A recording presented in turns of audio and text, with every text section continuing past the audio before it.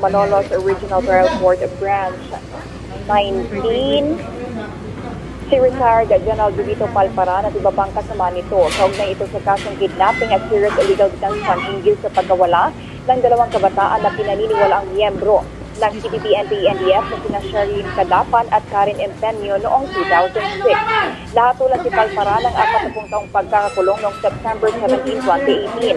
Ang naturang mga kaso ay inihain ng mga magsasakang sina Raymond at Reynaldo Manalo na umunay testigo sa kaso. Si Palparan ay kilala dahil sa kampanya nito laban sa terorisang komunistang CPP-NPA-NDF habang nasa serbisyo bilang Army General. Wait lang. Napawak na nito, lala. Sandali.